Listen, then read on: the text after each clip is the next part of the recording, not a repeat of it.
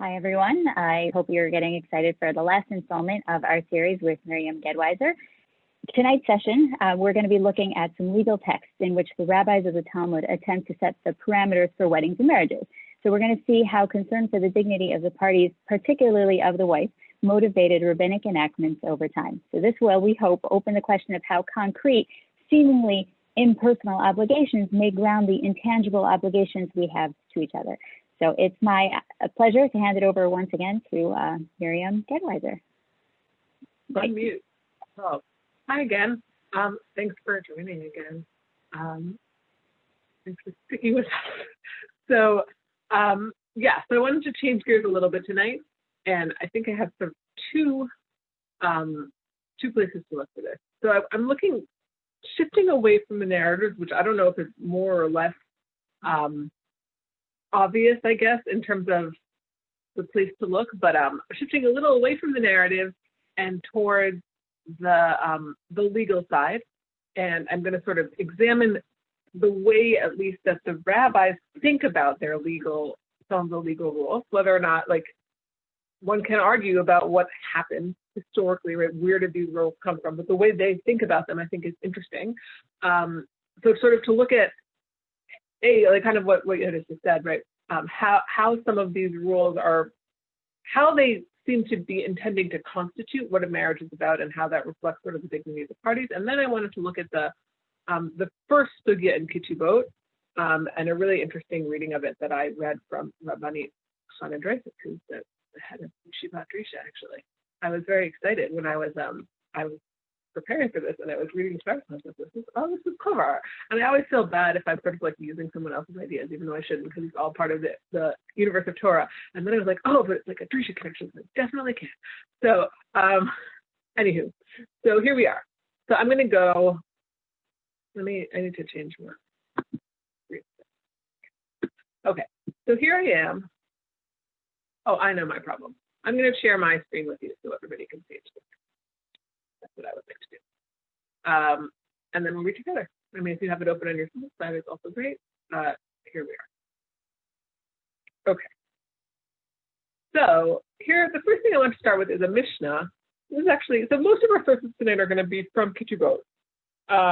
Like I said, at the end, I don't know if this is ironic or not. At the end, I want to come back to the very beginning of Ketubot, the Mishnah, and the Gemara, but I want to start by sort of framing it in one way, which I think will maybe close the loop on some of the things we've talked about. If you haven't been here, that's great. If you have, also great.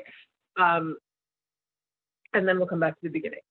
So Ketubot is a Gemara that talks about marital obligations, especially the ketubah is essentially a financial obligation, right? It's like the marriage contract. So, right. So the ketubah is basically a financial obligation, whereby it's essentially it's a payment to the wife in the event of the end of the marriage, either through death of the husband or divorce. Maybe we'll talk a little bit more technically about what it entails, and we're going to see how the rabbis sort of either tell or imagine the evolution of the ketubah as it exists. Okay.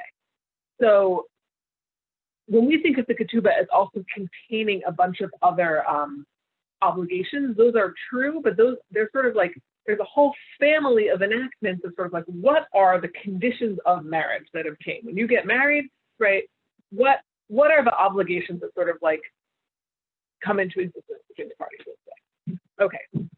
And I think one thing that I want to sort of think about is how often we bristle at this whole way of talking about marriage, right? Like everybody makes their ketubah beautiful and they put it on the wall. I mean, I don't actually, but many people do. And they're like, this is like, the foundation of our marriage. And most people don't read Aramaic. And if they were to read it, they would be like, but where's the part about like loving and supporting each other until death do us part? Oh, there it is. I see it in the back. Thank you, Rabbi Joan. So like, right, like where's all the stuff that I think is like what, if I were to write my vows would be in there. Like it's not in there. It's like, I'll work and I'll pay you this much money if you get divorced because you were a virgin and like all these, like, what? Right. So I think that often we kind of like look away from these kind of rules as a source of the meaning of marriage. And I want to sort of try and revisit that and see if we can find something different about it. So here, this is a Mishnah. It's picking up in the middle of a discussion about a yivama, which means a woman whose husband dies without children, and she's therefore sort of attached to his brothers, right? She can't, technically or halachically, she's supposed to marry them, assuming that it's legal for other reasons. And if she doesn't want to, or they don't want to, she can't just marry someone else. They have to do a ceremony called Chalitza. So during the time where the woman is sort of, she's a Yivama, right? She doesn't need what we call Kiddushin, like betrothal. She's already kind of attached, just by virtue of the death of her husband, she's kind of attached. So if the brother-in-law is going to marry her, right, he sort of inherits the estate of the deceased brother, but some of it is sort of owed to her. So the first case is actually less interesting for me than the second, right? So we can't tell her, right, like, I'm going to liquidate the portion of my dead brother's assets that is for your ketubah. I'll leave it's you know, like, it's on the table, meaning like, don't let the door hit you on the way out, right? It's here. And then I'm going to take possession of all the rest of the assets, meaning like my brother had, you know, an estate. The way the ketubah works is your entire estate is subordinated to the ketubah obligation, which means that even if the ketubah is not a lot of money, I'm going to call it $200. It's not, it's like 200 something, which is not $200. It's more than that, but not a ton more, right? But like $200, right, is your estate could be worth $2 million, but basically the ketubah is a prior lien on any of that property. So if you sell the whole estate for $2 million, your wife or widow can come in and sort of like collect from the person who bought it from you, because her obligation is her sort of not obligation, her rights are considered prior. So basically, the brother is in the Yavam case. I know this is kind of technical. It's not allowed to say, right, like, I'm going to liquidate the $2 million estate and I'm just going to take $200 and put it on the table for you. He has to maintain the structure of, right, that the whole estate is subordinate to the debt to her, or the potential debt to her. Okay. Rather, all of the property, in this case, the property of the deceased brother, probably, right, is sort of can be called upon to fulfill the ketubah obligation. Right, the chain, and similarly, lo yamar adam ishto, a person should not say to his wife, right? You can't, in a regular marriage, forget all this levirate marriage, brothers dying, yada yada. Like in a regular marriage, right? You sign a ketubah. You can't then say, well, like, here's the $200, or maybe you're allowed to increase the amount of ketubah. You can't say, here's the $2,000 or the $2 million. You can't just be like, here it is. Go, right, if you want to. Right? You can't just put it in a estate. It has to be a lien on all of his property, right?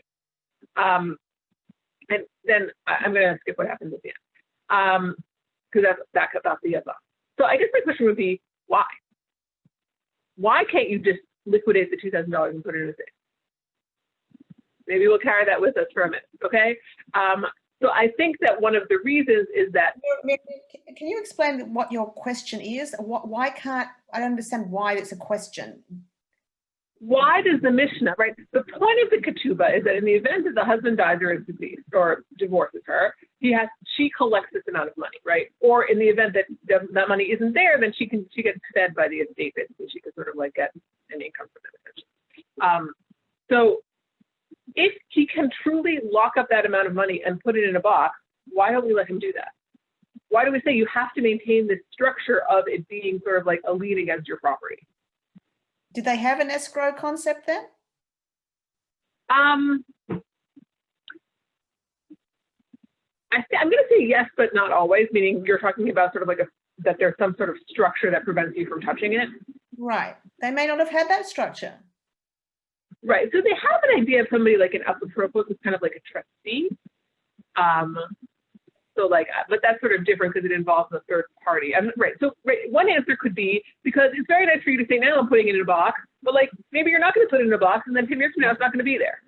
Right. So that's right. That could very much be right. Like we want it to be a lien because it's more guaranteed that way. Okay. I think that's part of it for sure. But I think there's something else also, which is that, and I think I'm going to try and show this in the next source, that the nature of this transaction is not just that we want her to have money, but that the financial obligation is supposed to create a basis of mutual obligation in the marriage more generally. Okay, so let's look at this source from Ketubot.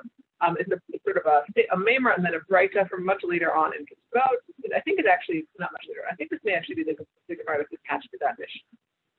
So it starts like this. Amar Rabbi Yehuda. Barishona hayu kotbin letula matayim la'almaneh. Almanah maneh. Right? So this is what I'm talking about, either a history or an imagined history of sort of like the development of the ketubah as an institution as we know it now. Okay. So Rabbi Yehuda says, at first, they used to write in the ketubah for a virgin 200 and a widow 100. This is still true, right? That the amounts of the ketubah differ depending on your sexual history. And people would get old. Here they translate it as the men would get old. Lo hayunafin nashim, right? And they wouldn't get married, right? Basically, that they used to write it this way, but what it meant is I have to be able to give you $200 on the wedding day, or $2,000 or whatever it is, right? And people would get old and not get married. And this actually is a social problem in some parts of the world now, where there's an expectation that you'll get married after you can buy an apartment, for example, right? Or something like that, and like people can't buy apartments, so they can't get married. I think this is sort of, it's not exactly like there are various iterations of things that we might have used to call like a bride price or something, but now it's like it's not a price per se, but there are sort of expectations of financial stability, let's say, that not everybody can achieve. So it seems like in this vision, when the ketubah was just something that you had to pay at the beginning, people couldn't do that. Right? So they wouldn't get married. Men couldn't do that. Until Shimon ben Shetach came, and he said, rather, all of the money, right, is guaranteed for her marriage. All of his property, whatever he's going to accumulate over time, is going to be sort of a guarantee or a lien, or she has a lien on it. Okay. So maybe you can name slightly. Right. So first of all, who's Shimon ben Shetach? Doesn't know anything about him. Which is like an interesting thing to know. Shimon ben Shetach is famous for the story of witches of Ashkelon, which my mother read to me from a question. Not only because my mother is in the class that I talk about all the time, she's also important. But so like Shimon ben Shetach is sort of like this a little bit strange figure, kind of like a Bayit Sheni type figure, a little bit like pre-rabbinic. Like he's sort of cast in the rabbinic sources as a rabbi, but he's also a little bit of like a weird miracle worker. He's a contemporary of Choni Agel.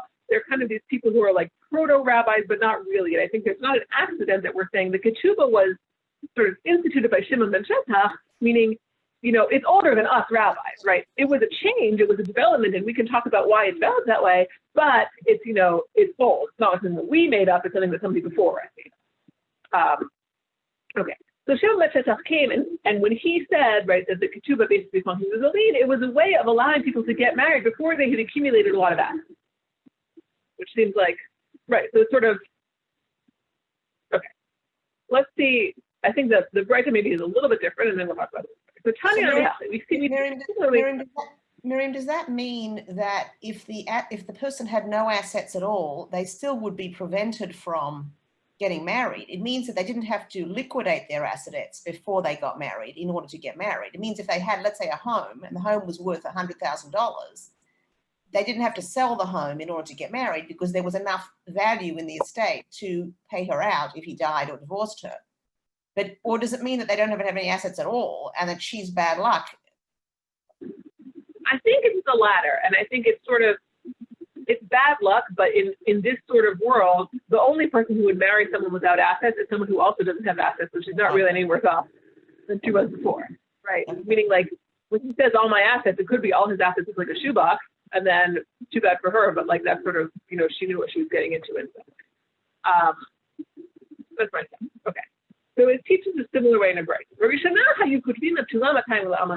at the beginning, they would sort of set the amount for a woman who had never been married as 200 and a widow at 100. And and people would get old and not married, right? But then they wouldn't get married. It's interesting that here, Sefaria, I don't know why they did. Up there, they say the men would grow old because they didn't have a lot of money. And here they say since the women were concerned that their marriage contract would be wasted or lost, and they had no guarantee. This is like what Peter said before, right? That like if you just put the money on the table, maybe somebody's going to just use it. one day they're going to be like, oh, I'll just take a little bit because we're running out of money for kids' shoes. And then like the next time they also keep taking money and they never put it back, right? So it's interesting that the Sephardi explains it differently in the two texts here when they're the same Hebrew words. I don't know why they do that. Maybe it's based on some commentator. Right, so they basically, right, this original plan, which is supposed to guarantee security for women, ends up with nobody getting married. So, so here we have an extra step. It's not like, oh, we used to do it this way and then we transfer to the ketubah that we know today. We used to do it this way where they sort of had to accumulate the money in advance. But then they said, right, nobody wanted to get married. And this may be why they translated differently because, right, here it seems like the concern was for the women were insecure about the disposition of the property. So they said, oh, well, he has to accumulate the money in advance and put it in your father's house, right? Meaning like you're worried about your husband skimming off the ketubah lockbox, so like give it to your father and then your husband won't be able to do that, right? And like, but your father also won't skim off this. So if something happens to you, you can go back home to your sort of like natal home and then they'll take care. But then, right, once the money is already, so this version of the Brita is not so concerned with the fact that the men can't accumulate money to begin with, but it says, right, what happens if the ketubah has already been accumulated and gotten out of the man's possession? Right, what does he do what does he say when he gets angry? Right, no cost to me, go away, right? Like, it's not going to cost me anything, right? Because I've already spent the money. So I might as well get rid of you, you annoying one, right? And this is sort of harken back to me a little bit for those who were here to the sources we read the first week about men who take these sort of impetuous vows that make it impossible for their wives to stay married to them, where like that kind of behavior is implicitly frowned upon. But instead of sort of like trying to navigate it through weird loopholes, here we're sort of trying to create a financial structure that makes it disincentivizes it, right? So we don't like this structure that seems to incentivize hasty divorce because all of the costs of divorce have already been paid out, okay? Right, so they established so then they said they would place it in the father-in-law's house. So meaning this is sort of like a little bit of a middle ground. It's like an escrow, right, where the husband can't touch it, but it's not in her domain either. So it's not like the husband is like, well, the money's already gone, I don't care, right? It's sort of like still in his family, but he doesn't have access to it. Okay? Ashirot, and then they sort of do this little aside. Ashirot osotota kalatot shel kesef, right? The wealthy women would make their marriage contract money into baskets of silver and gold. The shel zahav aniyot hayosototan avid shel merit, and the poor woman would make it into chamber pot. Again. A chamber pot would strike me as not that much smaller than a crown of gold, but maybe it's because it's not actually made of gold. Right. So basically, like, you would basically transfer the money into an object that you couldn't skim off of, and then you would put it in the father-in-law's house so that you wouldn't be so quick to sort of kick away, right? Nevertheless, right? Then he would start to say, instead of being like, oh, well, I already paid the cost, right? It's true that it was still with him, but since it was this modular object, he would just be like, well, take it and go, right? Because it was sort of, since it had already been assembled, it's kind of like too easy, right?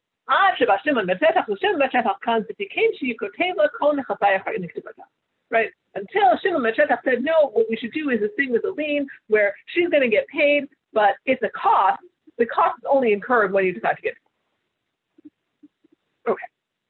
So if we go back to the Mishnah, right, when the Mishnah says so that, so right, you shouldn't put it on the table, right, rather you have to do this lien thing, it doesn't seem like it's particularly about, for example, the guarantee that she'll actually get paid. It seems like, if anything, it's less likely she'll get paid because it allows people to get married when they don't actually have the money, right? But what it does is it sort of intentionally entangles the parties financially, right? As opposed to just being a thing that you can pick up and go.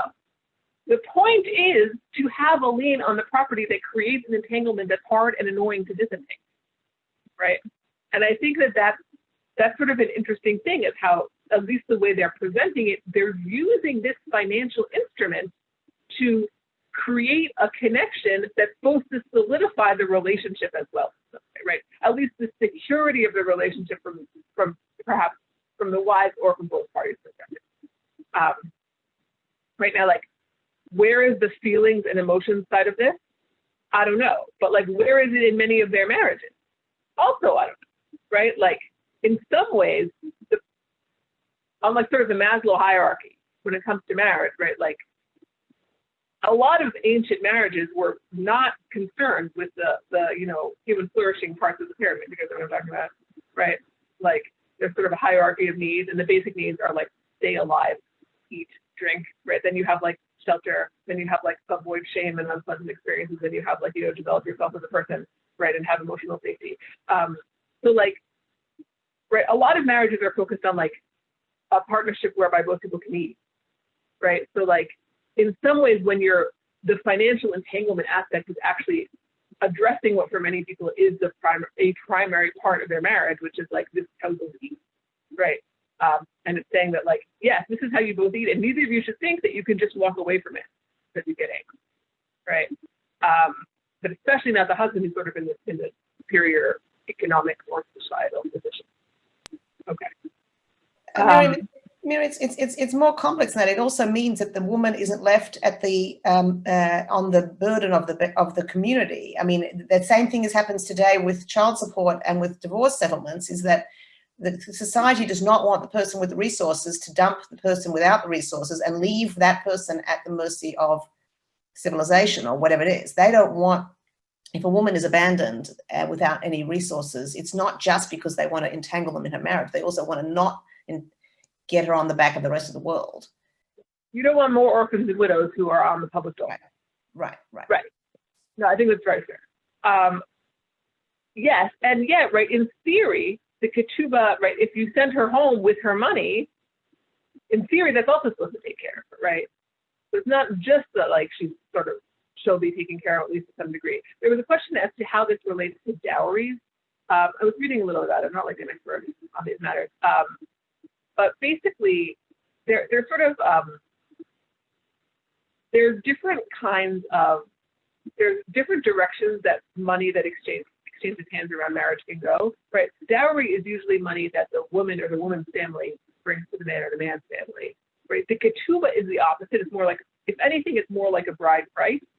People talk about how much it's like that, which is money that the husband or the husband's family pays to the wife or the wife's family, right? What's interesting about it is that it's deferred, right? A bride price usually is transferred at marriage. And in some ways, what this bride is telling is a story of how you have transformed the bride price that's transferred at marriage into something that's more of an entanglement and sort of a little bit less, I don't want to say less transactional, but less sort of like tit for tat in the same way.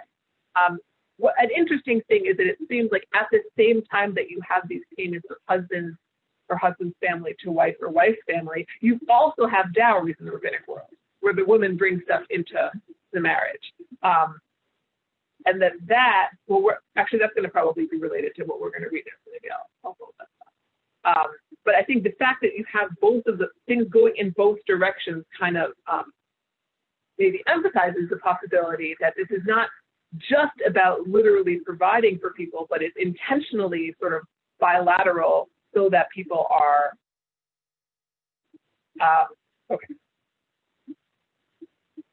okay. So there's a Mishnah that talks about, right, as I mentioned, right, the ketubah has a lot of implied terms. They're called tnei ketubah. So our ketubahs write many of them, but if you don't write them, it doesn't matter. They still obtain. They still happen, right? So one of them, for example, lo katav labadin different dihavolisi minai in yarkin kesed ketubah, right? So we're talking about situations where men may have children from multiple women. So let's say, for example, right, a woman marries a man. She marries, what's his name, Brady? What's Mr. Brady's name? I don't know. So the Brady bunch is great for these situations. But Mrs. Brady marries Mr. Jan Brady, right? No, Jan is Mike Brady married Carol Brady. Okay, so Carol Brady marries Mike, and Mike already has 3 kids. And let's say Carol Brady, okay, right? So Mike has 3 kids, right? Before they get married, if Meg dies right then, his children inherit him, right? And or let's say she dies, he inherits her, and then his children inherit him, including her ex, right? Let's say Mike and Carol have a kid, right? This clause is basically saying, if Carol dies first, and Mike sort of gets her ketubah money. He doesn't have to pay it out, right? That ketubah money gets transferred to her children, preferentially over the other children that Mike has with somebody else or had with somebody else. Okay. Okay. Right. So basically, it's a clause that sort of prefers her children in inheriting when it comes to the assets that sort of she has a claim to. Okay. And it says if you don't write that in the ketubah, it doesn't matter. It still happens. Chayav shenai beitin, right? It's sort of a condition of beitin, and beitin has set this as a default rule that you can't undo, right? What about this? The non-nukvan right? There's also a clause that if we have daughters, that they have sort of a right to inhabit, to sort of be sustained from my estate until they either get married or reach marital age, right? So basically that like the ketubah contains provisions for her children, which is one of the features of dowries. Actually, it seems to be a way for, right, if only male children inherit, a dowry is a way of transferring money, not necessarily to your daughter, although that too, but to your grandsons from your daughter, with your daughter sort of as a placeholder, right? And that seems to be a feature of the ketubah also, is that, right, whatever sort of money she's entitled to goes preferentially to her children and stuff. Okay. There's other clauses about her sort of being preferentially, or her being sustained from the estate in the event of his death, and there's sort of regional differences about the full nature of that. So I'm going to skip to the Gemara. So Amar Rabbi Yochanan, Mishum Rabbi Shimon ben Yochai. Rabbi Yochanan said in the name of Rabbi Shimon,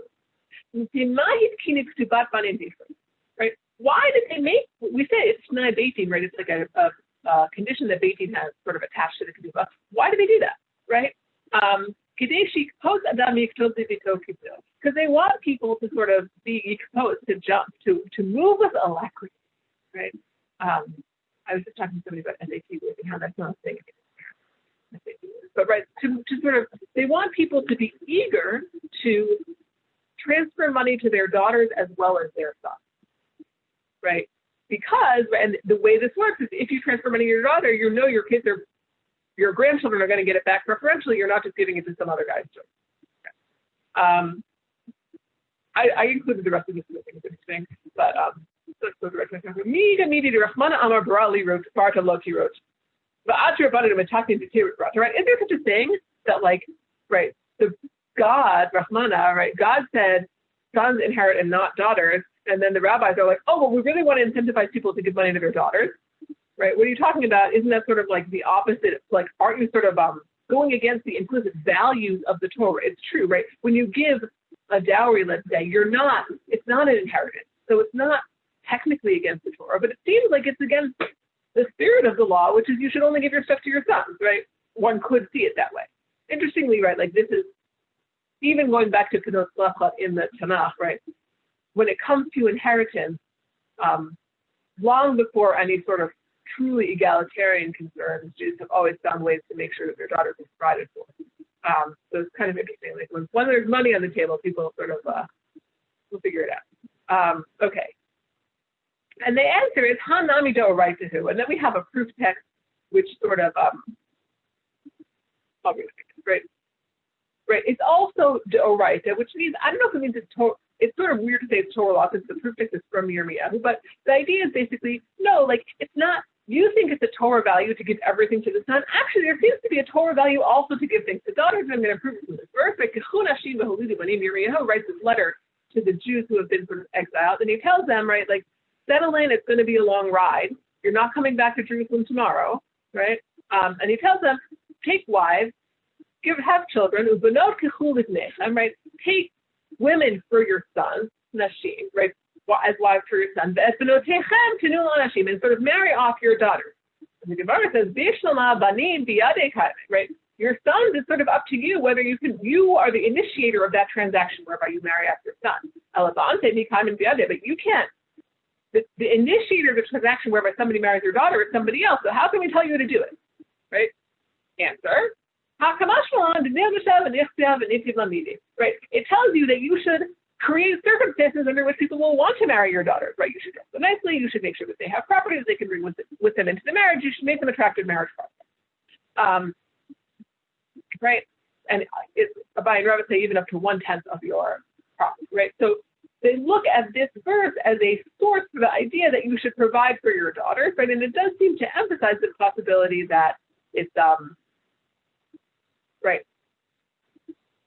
Yeah, that sort of the financial entanglements, let's say, are intended even to be a little bit multi-generational, right? They're not necessarily about the relationship proper between the husband and wife, but they're about sort of like taking care of the family and the wife's family taking care of her dependents. Okay. And then I'm going to say, they keep on asking all these questions, right? Why only husbands and wives and whatever, which is sort of interesting. I think these questions are rhetorical, right? Sort of like, but it's interesting that they feel the need to justify how they're sort of like being more egalitarian. Egalitarian again, being anachronistic. Okay. So what do I want to show here? I'm not sure. Here's what I think. I think that it's sort of interesting to see how, we saw the way some stories, for example, explore like the complicated emotional realms of being sort of stuck with someone you might not want to like being stuck with, right? Maybe like your wife never cooks the thing you want, maybe your husband never comes home, right? All these things, but like topless in their reality, you kind of are stuck. And I think that it's interesting to see how the rabbis either set up or imagine setting up a legal regime that tries to sort of enact that stuckness in a way that creates security, right? That discourages sort of like impetuous decision making. And it seems like that's for the sake of, right, it's true, it's for the sake of especially the woman who would be sort of poor without it, but also for society who doesn't want a bunch of women walking around with no money, or women and children. So that's what I'll say. Right? Like often if we look at these rules and they feel sort of very foreign sometimes and very sort of like, it seems, I don't know, I'll speak for myself, right? To many of us as women, if we imagine arranging our financial lives as the Mishnah, it would seem we would not feel more protected than we are now. We would feel less protected, right? Because the husband has basically the financial control. But at the same time, it's interesting that underneath there's an intentional and sort of explicit attempt to curtail the husband's control from some sort of financial attainment. But I want to go back to the first Mishnah in Ketubah, which again, right, is one of these things that when you read it. So when I was fun fact, when I was 18, 19 years old, and I studied in Israel for a year, and I went to the Rosh Lindenbaum, and I studied not in a shir that was intended for a 19-year-old, but in a shir that was supposed to college women. And they studied this parak, which is like, it was basically most of the women were like young married, sort of like 20-something, and me. And we were learning this parak with the male teacher, who was a real Talmud Chacham, who has actually been on an interesting journey since then. But right at the time, he was like real sort of straight-laced yeshiva guy. And like here we are learning this parak. This parak is called like Shas Katan because it includes all these sort of like big sugyas about like when do you rely on the majority and what if you have something called the stika and all these sort of like different kind of legal claims and testimony, and it brings you all over like to all the different masechtot, and it's great. But like the fundamental thing at issue in this parak is all about men who say that their wives were not virgins when they got married, which is like, it's just like such a weird sort of thing to dissociate yourself from in order to do these legal analyses. So I just want to acknowledge that. And also I think that one of the things that I'm going to try and do is at the end, right, this reading of Panadreka that I think is kind of a helpful little redemption. So here's the Mishnah, right? I'm just acknowledging there may be some discomfort in the Mishnah. Right? The Mishnah goes like, the Tuladi say Liyom HaRevi, right? A virgin gets married on Wednesday, but Almana Liyom HaChamishi, and a widow gets married on Thursday. Shepamayim b'Shabbat batei dinim yoshvim, because twice a week the Beit Din would sit, right? Ba'aya wrote in the cities. B'Yom HaSheni u'B'Yom HaChamishi, on Mondays and on Thursdays. She'im hayalo tarat b'tulin hayam mashkim l'Beit Din. So if the husband has what's called a tanat b'tulim, meaning explain that his bride was not really a virgin and he wants to get out of the marriage, then he can go the next morning to Beit Din, right? So let's just like map it out for a second. We have, how many rules do we have in the Mishnah?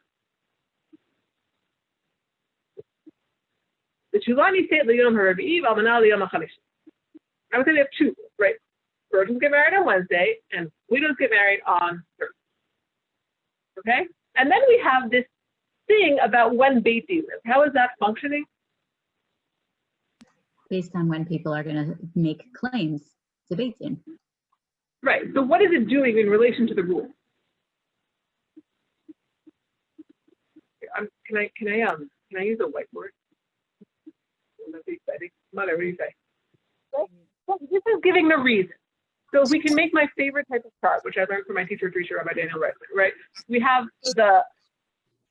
you can have a case and a rule and a reason. I'm just going to have the rule, right? You can have a rule and you can have a reason. I'm sorry for the terrible handwriting. Not as easy as it looks. Okay, so the first one is virgins marry on Wednesday, right?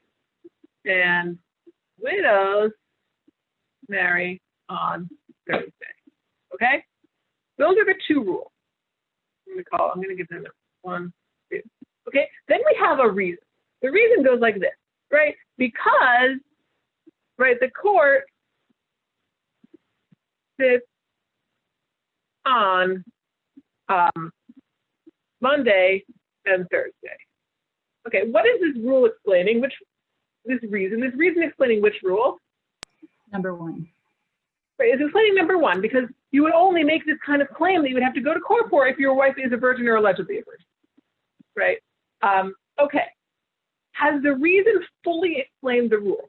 Virgins get married on Wednesday because courts sit on Monday and Thursday. Not really, but I mean, you make assumptions that, you can go immediately to make the marriage null and void if you find that you have a bad marriage right away. You don't have to wait 2 days. Right, and it's right. They don't want you to wait. It comes out later in the Gemara. They don't want you to wait because they want, if the husband is upset, they want him to go right away because they don't want him to decide he's okay with it. Like to sort of get over it. I appreciate the smirk, I guess. So like, right, so I guess, but technically, right, if the court sits on Monday and Thursday, when should you be able to get married? You could get married on Sunday or Saturday night. Right, what happens to Sunday, right? So the reason and the rule have a mismatch in 2 ways. One is that there's no reason given in the Mishnah for why widows should get married on Thursday as opposed to any other day, right?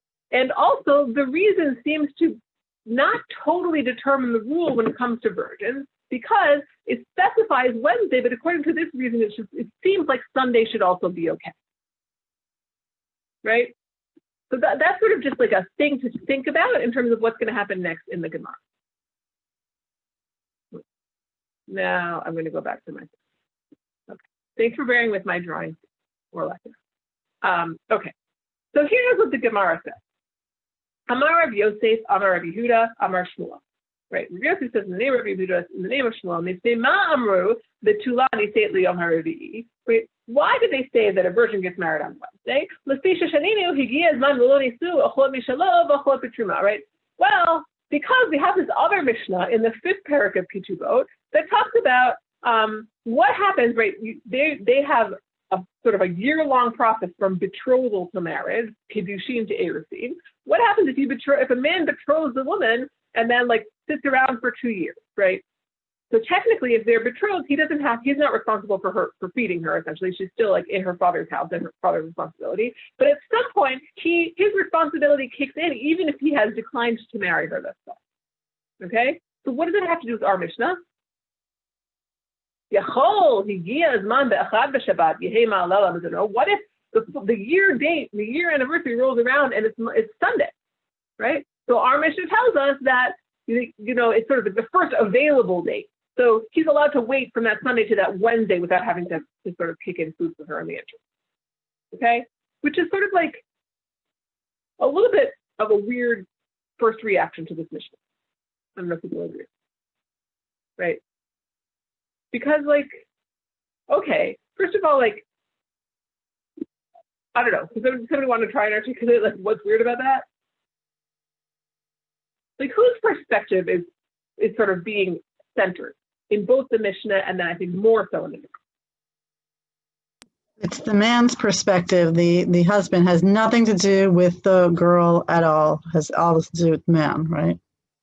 Right. Because the whole idea of sort of like, oh my gosh, women are lying about being virgins and we better unmarry them before it's too late is already very sort of male-centric in some way, at least from our perspective, right? And then this idea that like the most important thing about this rule about getting married on Wednesday is that, right, you wouldn't want the husband to have to pay for her food for an extra 3 days, right? Like, okay, interesting. So bear with me. Okay. So then Rav Yosef says this, Mari Devram, right? He's like, wait a minute, this is sort of bizarre, right? Mari Devram, Rav Yosef is one of the people in the chain of transmission up here, I believe, but it's a statement that's attributed to Shmuel. So Rav Yosef says, Shmuel said this thing, but like, that seems a little weird to me, right? Tale Tanya, but below Tanya, right? He makes that which is taught dependent on that which is not taught, meaning that like, the reason for our first Mishnah is to explain a rule about a Mishnah that we haven't learned yet that's not stated there either, right? So like, that's a little weird, right? Like, why are you taking, this Mishnah is a rule. And to be like, oh, the only reason we have this rule is to tell us like sort of a subset of sub-fact of another rule that comes up later is a strange thing to do. Hey, Tanya, and then it says, which is which? Okay. Ela Tali Tani de Mefarish Tama, but Tani de Lo Mefarish Tama, right? So they sort of go, they change exactly what his objection is, right? You have a Mishnah that says this because this, and then we're like, oh no, actually, right, the reason is when he says, Mipnei ma, sounds like you're asking about a reason, he's like, oh, the reason we're telling you this is this other thing. And I'm like, that's just like weird. Like, why are you doing that? Why are you going there? Right? Ella, itmar hachi itmar, which is one of these wonderful Gemara phrases. If he said it, this is what he said. Like, if I did it, right? If he said it, this is what he said. Or if it was said, hachi itmar. I'm Rabbi Yehuda Amar Shmuel. Right? Rabbi Yehuda says in the name of Shmuel. Mipnei ma amru betulani seit liyom haravi. Right? Why did they say virgins should get married on Thursday? On Wednesday. Oops. Right? She'im hayalo ta'anat betulim hayamashkim lebeitin. Right? So because if he has sort of a claim that she wasn't a virgin, he can go the next morning to beitin. So then, right, we're sort of creating a new dialogue based on the sort of incongruities that we noticed in the Mishnah itself. We, meaning it was not an accident that I noticed them with you, but like, I always think it's important to notice that a lot of what comes out in the Gemara is available to us in the Mishnah if we look at it through Gemara type eyes before we read the Gemara, right? So, and often it's, Mikra Din Tam is like the best way to find all of the issues that are going to come up in the Gemara. Like one of the most reliable ways. So this is something that I sort of brought out before, but it's here, right? So we're sort of going in stages now. He's going to get up. That's great, but Beitin sits twice. So why doesn't she get married on Sunday? The same reason can apply, right? He can go to Beitin on Monday just like he could go on Thursday, right? And here's the answer: Shakdu chachamim al takanat benot Yisrael, right? The rabbis shakdu were assiduous. Nice translation, right? They sort of made it their business to look after takanat benot Yisrael, the sort of the well-being, let's say, the taking care of benot Yisrael. How so, right? That's the reason, right? The Beit Din is the reason that we're choosing between Sunday and Wednesday. But the reason we choose Wednesday only is because of this. Right? He should work on the feast, the wedding feast, for 3 days. Apparently there's like halachic discussion later. Well, what about now that the woman pays for the wedding? Is it the same? But, right, so like he should work on the wedding feast for 3 days. Echad b'Shabbat, v'sheni b'Shabbat, v'shishi b'Shabbat, right? You should work on it for 3 days because you're not going to work on it on Shabbos, right? So if you get married on Sunday, you're not going to have really anything prepared. All of your preparations the last week went to Shabbos, and then there's sort of nothing. There's no time to have a nice wedding. But after Shabbos, you sort of resell yourself. You prepare the wedding for 3 days, and then he marries her on Wednesday, and then we sort of tick 2 boxes. One box is he can make his virginity claim in Beit Din, and the other box is that she has a nice wedding. Okay. How is her having a nice wedding takanat benot Yisrael? I mean, is it just that she gets every girl's dream? Or is there something, I guess how ephemeral is her benefit here? It seems kind of ephemeral, but I guess I want to suggest that maybe it's not really. Because, first of all, elsewhere in Gemara that I didn't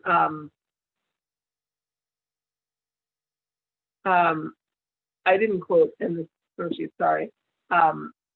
There's a principle that, right, I think it may be actually in the Gemara above that we kind of skipped, right, of how, right, if you're so concerned, right, yeah, I forgot to quote it here, sorry. There's a Gemara that says, like, it's very nice that we said, like, right, Chachamim said a virgin gets $200, a $200 ketubah, but then they also said that the husband is allowed to say she wasn't a virgin, right? So the Gemara is kind of like, well, then like, what benefit have you given her by giving her this extra money? Because the husband will just be like, no, she wasn't a virgin. Answer is, a person is not going to like go to the whole trouble of making a big wedding feast just to undercut it. Meaning, people are not going to intentionally go in, right? People are only going to say she wasn't a virgin if it's really true. They're not going to sort of like go in intending to sort of scheme their way out of it.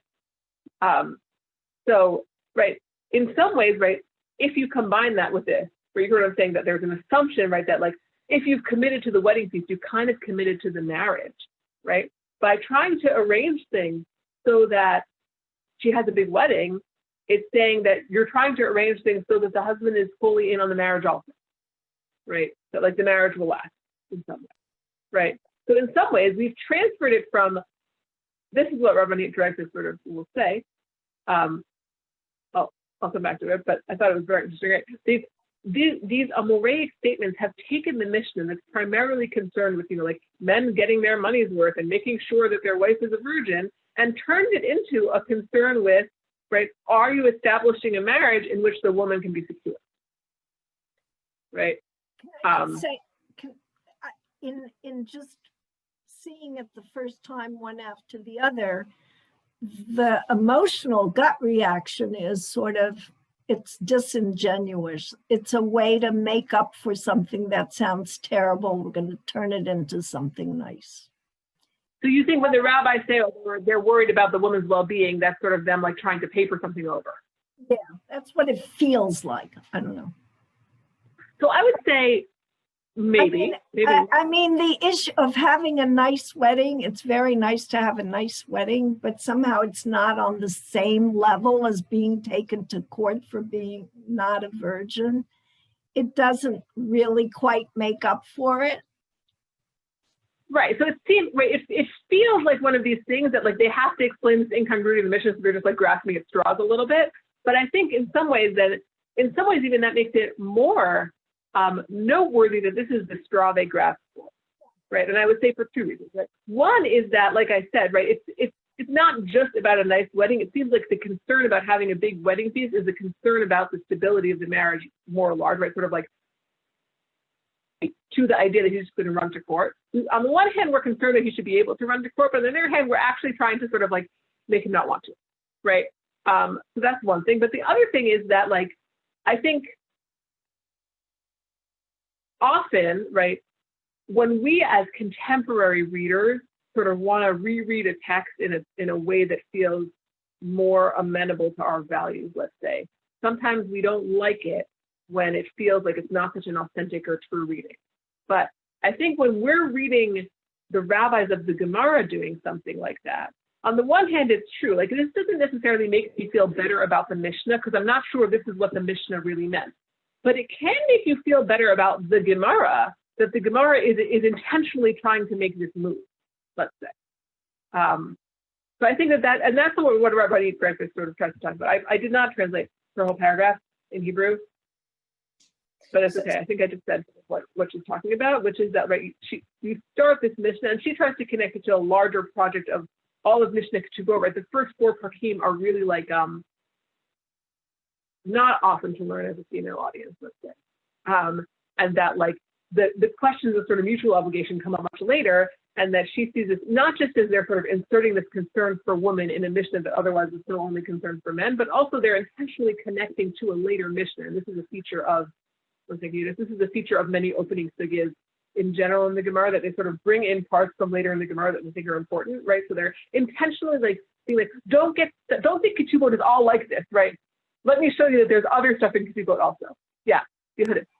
Is there also, I sort of have a feeling of like, this is not just money, it's not just monetary issues that they're focusing on, but more publicity or like if you're publicly making a statement, you're making a party for 3 days, your neighbors know about it, everybody's in on it, then you're not going to be as likely to go and annul the marriage right away, because then you have to sort of, tell your neighbors, hey, this didn't work out.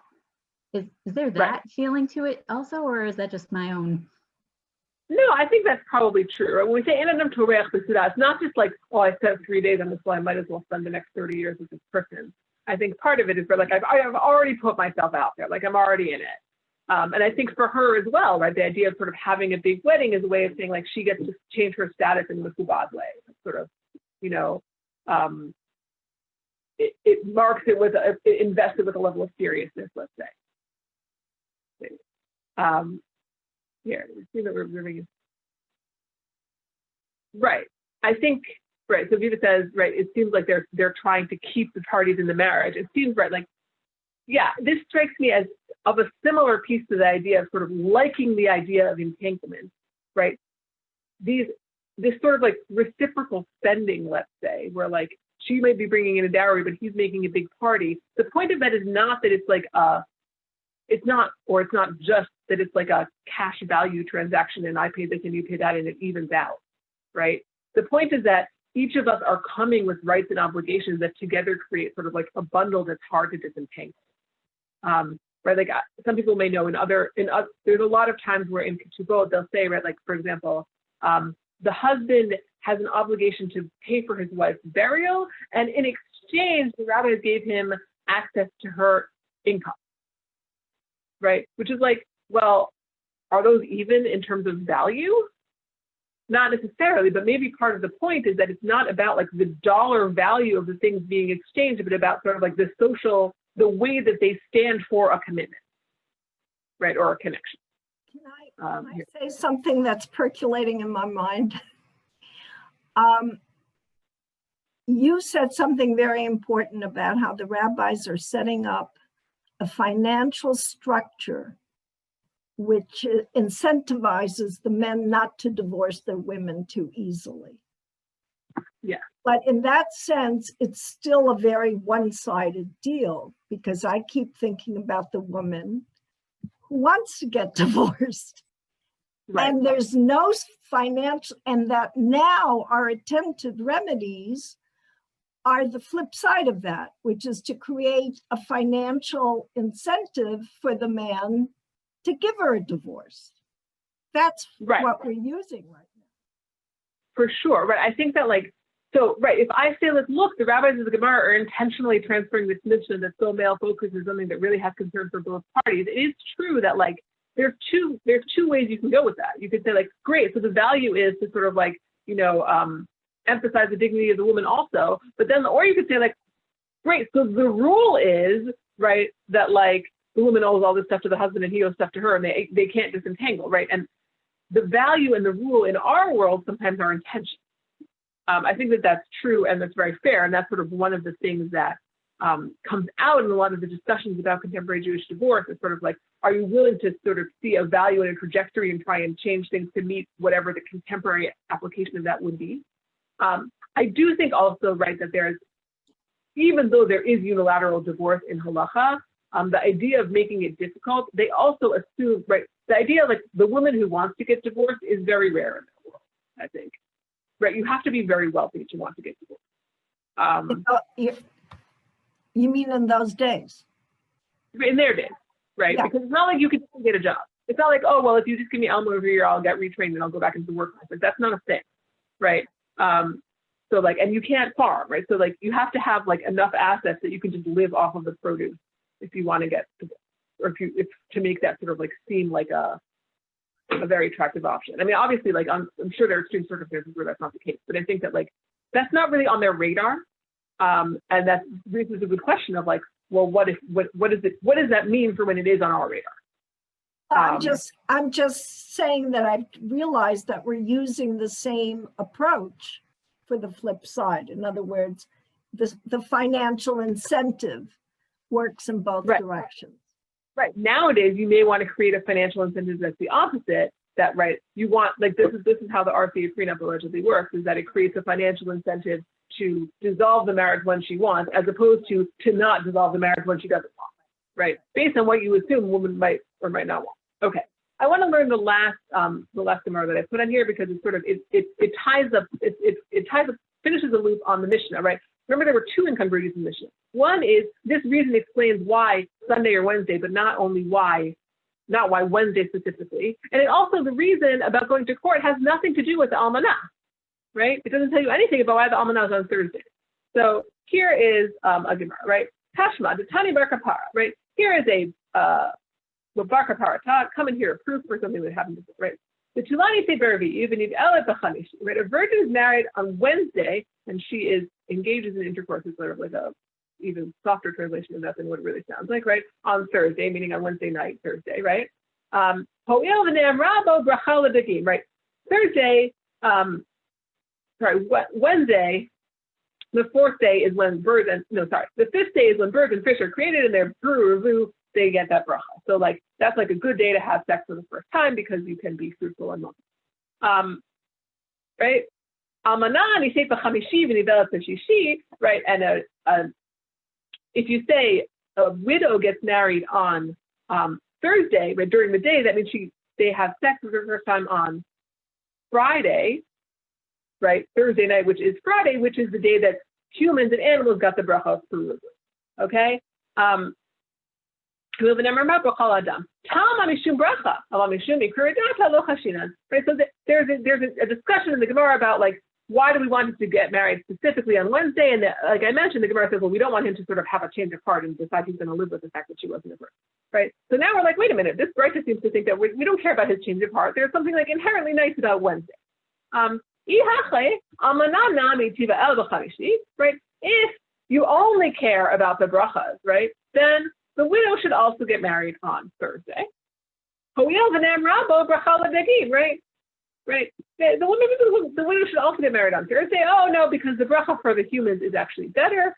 And then maybe you would say, okay, so the bracha for humans is better, but for the virgin we use the bracha for the animals because we also have this basic thing. Right? And maybe also it's not just the bracha for humans is better, but here we have again the same idea of what they call shakti. Maybe also mishum shakti, because of the rabbi's assiduousness about the honor of Israel. The Tanya, why did they say that widows should get married on Thursday? If you think she should get married on Wednesday, well, it's on Wednesday night, which is really Thursday. The next day he's just going to go to work. The whole echlo, he'll be like, bye, see you later, because there's no sheva brachot for a second marriage. Okay. So the rabbis said, get married on Thursday. He's not going to go to work on Friday because it's Erev Shabbos, and he's going to stay with her, right? He's going to have the day of the wedding, but it's Thursday, Friday, and Shabbos, and they're going to have their little, like, even though they don't have official Sheva Brachot, they're going to have their little honeymoon. Okay. Shloshah Yamim, Chamishi v'Shabbat, the Erev Shabbat, the Shabbat. Okay. So here's what I wanted to say. In keeping with what Rabbi Gedwiser said, right? If we see there's two incongruities in the Mishnah where the reason that's given doesn't explain either of the rules fully, we see that what the Gemara does when it's trying to fully explain those things in both cases, both with regard to why Wednesday as opposed to Sunday and with regard to why the almanah at all, it brings this idea of shaktu chachamim, how the rabbis are sort of concerned about the woman's takana, right? Her sort of like well-being, let's say. It sort of, for both of them, it transforms this Mishnah into something that's a little bit more bilateral, right? And interestingly, right, similar to what I was trying to say above, how it's about setting up the legal context to try and enable the kind of relationship that you want. The people who are concerned about her well-being are the rabbis, right? At least in their imagination, right? They're saying the way we set up the institution is going to impact what it means for the participants, right? And we can set it up as something that's purely about making sure that your wife is a virgin, or we can set it up as something that's about sort of getting a long-term investment from both parties. So I think that's kind of, I don't know, I like that reading a lot. If you didn't, that's also okay. But I think in terms of like tying together a lot of the other stuff we've seen, I don't know if it does or doesn't, but I think that notwithstanding the fact that like one of the differences between laws and stories is that often the stories are kind of like, they're messier, they're a little bit like more gritty or like open, amorphous, right? Notwithstanding all of those things and all like as you get higher in the Maslow hierarchy or whatever, all the sort of emotional complexities that obviously come with a marriage where both parties feel stuck, let's say, or one party is terrified of being kicked out, like the woman whose husband's kicked out, right? On the baseline, we can see the rabbis sort of like trying to create a structure in which marriage can be an institution in which people are emotionally committed and secure, right? Especially women, right? Where the men are committed to the marriage because right, they're not willing to take away the unilateral power of men, but they're trying to sort of arrange it psychologically so that they don't want to use it. And I think that that's kind of like, it's an interesting thing to see them being self-conscious about that in a way that like, you know, whatever they may say about their wives, they get the social good of not actually treating women as disposable, even if, you know, your mother is a shirt, as they say to their son sometimes. So I hope that, so, and finally, I would say also this, I like this source because I think this demonstrates a thing that I was trying to do a little bit, which is to show that, right, when you take a topic like this that has sort of like heavy feminist implications, it is rare that all the texts you read are going to be affirming, right? But sometimes even within the text, you can find voices of affirmation, and certainly, right, those voices can also be brought out by us or by people contemporary, especially women, right? Like Rabbani Drexel is a woman, but not exclusively, right? Like sometimes it's when we add our voice that we can find those other ideas. So that's where I am on this topic, and I really thank you all for joining me on this journey. And, thank you to you for organizing. So, thank you so much, Miriam. Are there any last questions before we close up? Thank you. Thank you so much. Oh, great. So I just want to, I guess, a little housekeeping. Thank you for joining us tonight on Zoom and for all of those who joined us on Drisha Live and on Facebook. Don't miss out on Drisha's other fall classes. We're continuing tomorrow with Dr. Dror Bondi's final session on his philosophy series on Abraham Joshua Heschel. Tomorrow his topic is the summary, Heschel's alternative to Western thought. And so we expect it to be another very thought-provoking class, and I do hope you'll join us. Next week, in addition to our scheduled classes, we're having a special Erev Thanksgiving workshop on identifying gratitude. Drisha is partnering with Atik, Jewish Maker Institute, and it's going to be taking place Wednesday at 4 p.m. all on Zoom. You can join individually or with family or with friends. And if you haven't yet registered for this class, or that class, or the next class, or any of our other classes that are starting again in December that I mentioned at the beginning. We've got philosophy, halacha, and even a class on confronting divine and human rage in the Zohar. So, you know, we've got quite the spectrum of offerings in December. There's still time. For more information, visit our website, www.drisha.org/classes. The Zoom, Facebook Live, and Drisha Live links are all posted. If you want to get in touch with us and have any questions for Miriam or for Drisha, don't hesitate to email us at inquiry@drisha.org. Have a wonderful rest of your night, everyone. Miriam, thank you again. This was such a treat for me. And mazel tov to Rabbi Joan and her family. Hopefully we'll have many more smachot. Thank you. Thank you again, everybody, and hope to see you very soon in our next classes. Thank you.